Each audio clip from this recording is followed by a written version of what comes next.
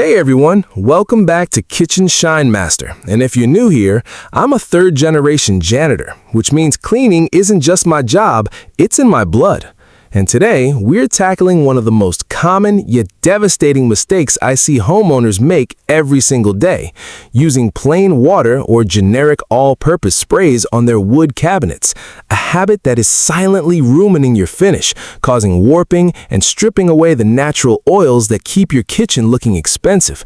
So stick around, because I'm not just going to tell you why you need to stop immediately, I'm also going to show you the exact professional-grade method we use in high-end homes to clean, condition, and protect wood cabinets without leaving a single streak of residue. And I'll even share a DIY recipe that costs pennies but works better than those $20 boutique cleaners you see at the store. Now, before we dive into the solution, let's talk about why water is actually the enemy of your wood cabinets. Because I know what you're thinking. It's just water. How bad can it be? But here's the science behind it. Wood is a porous, hygroscopic material, meaning it absorbs and releases moisture from the air. And when you spray water directly onto your cabinet doors, especially near the seams and edges, that moisture seeps into the wood fibers, causing them to swell up. And while they might dry out eventually, that repeated swelling and shrinking cycle weakens the glue joints, lifts the veneer, and creates those ugly white cloudy spots or blushing that you see on older kitchens. Not to mention that water alone doesn't cut through grease, it just spreads it around, creating a sticky film that attracts more dust and dirt, making your cabinets look dull and grimy within days of cleaning, which is why so many people feel like they're constantly cleaning, but never actually getting them clean. So, step one is to put down the spray bottle of water or that blue glass cleaner you've been using, because those are designed for glass and tile, not for finished wood. And instead, we're going to use a two-step process that I've perfected over years of janitorial work. First, we degrease safely, and second, we nourish the wood. For the degreasing step, you don't need harsh chemicals, you need an emulsifier. And my go-to professional secret is a mixture of warm water, yes, a tiny bit, but never sprayed directly, with a few drops of mild dish soap and a splash of white vinegar. But here is the critical technique. You never spray this mixture on the wood. Instead, you spray it onto a microfiber cloth until it's damp, not soaking wet, and then you wipe the cabinet in the direction of the wood grain, starting from the bottom and working your way up to prevent drip marks on already cleaned areas.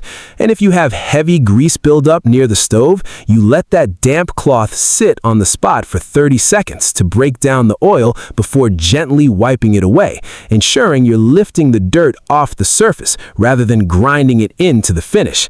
Now, once you've removed the grease and grime, your cabinets are clean, but they might look a bit dry or matte, and this is where most people stop. But as a janitor, I know that cleaning strips away natural oils, so we need to replenish them to keep the wood flexible and shiny, which brings us to step 2, conditioning.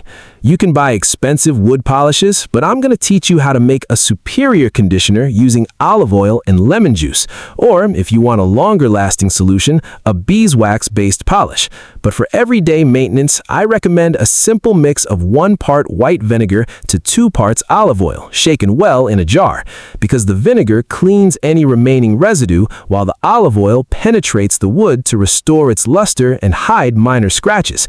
And again, the key is application. Put a small amount on a clean, dry microfiber cloth and buff it into the wood in circular motions. Then wipe off any excess with a separate dry cloth to ensure there's no oily film left behind.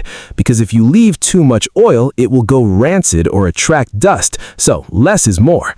Let's take a moment to look at the tools you're using, because your technique is only as good as your equipment, and I cannot stress this enough. Throw away those paper towels and old ragged t-shirts you've been using, because paper towels leave lint and can scratch delicate finishes, and old rags often hold on to dirt particles that act like sandpaper. So invest in high-quality, lint-free microfiber cloths, preferably ones with a waffle weave for cleaning and a plush weave for polishing.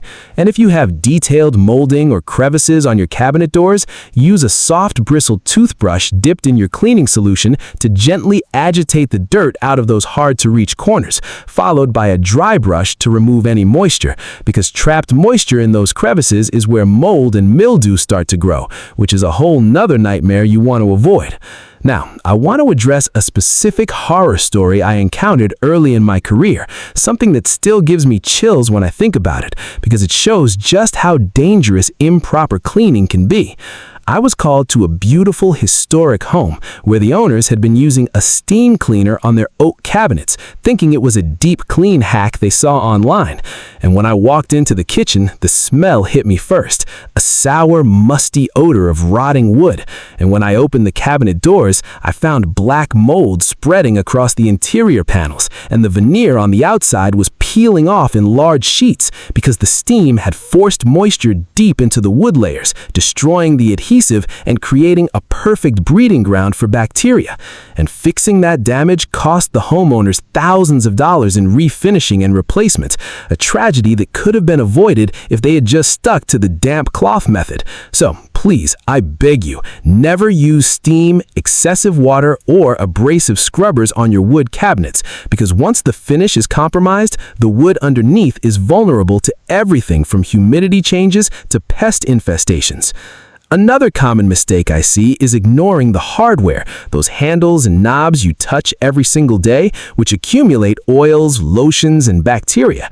And while you're cleaning the cabinets, you need to take those handles off if possible, soak them in warm, soapy water, scrub them with an old toothbrush to get the gunk out of the crevices, dry them thoroughly, and then wipe them down with a little rubbing alcohol to disinfect them before screwing them back on.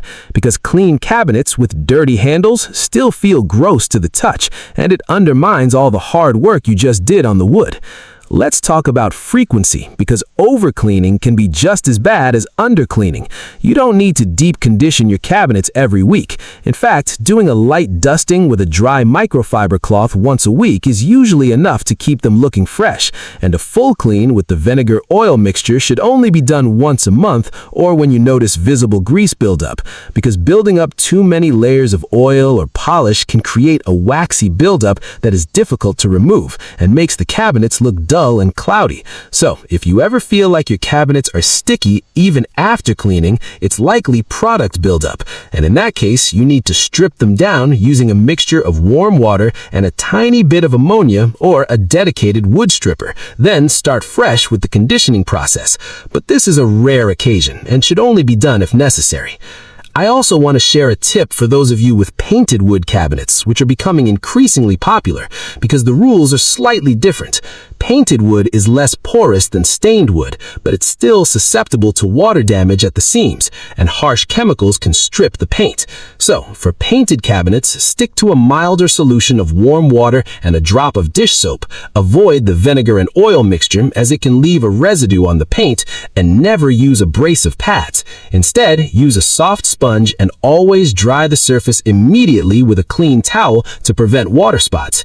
And if you have white painted cabinets, you might notice yellowing over time, which is often due to exposure to sunlight or cooking fumes. So, keeping your kitchen well ventilated and wiping down the cabinets regularly to remove airborne grease will help keep them bright and white for longer.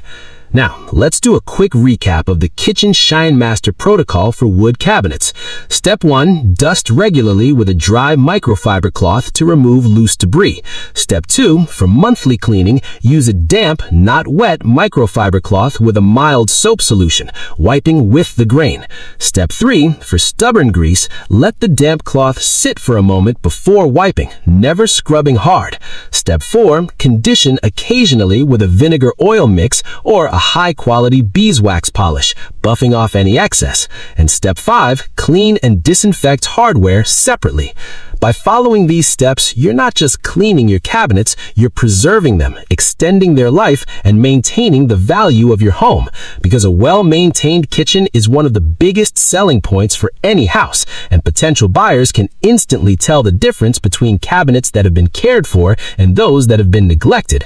I know some of you might be thinking, this sounds like a lot of work, but I promise you, once you establish this routine, it becomes second nature, and it actually takes less time than trying to fix damaged cabinets later. Plus, there is something deeply satisfying about seeing your kitchen shine, knowing that you're using safe, natural methods that are better for your health and the environment than those harsh chemical sprays filled with volatile organic compounds that pollute your indoor air quality. As a third-generation janitor, I've learned that the best cleaning isn't about using the strongest chemicals, it's about understanding the materials you're working with and using the right technique. And wood is a living, breathing material that deserves respect and care. So, treat it well, and it will serve you beautifully for decades. If you found this video helpful, please hit that like button because it helps the algorithm show this to other people who might be accidentally ruining their cabinets with water. And subscribe to Kitchen Shine Master for more professional cleaning tips, hacks, and transformations that will save you time, money, and stress. And let me know in the comments below, what's the toughest stain or mess you've ever encountered in your kitchen? I read every comment and I might feature your problem in my next video with a custom solution.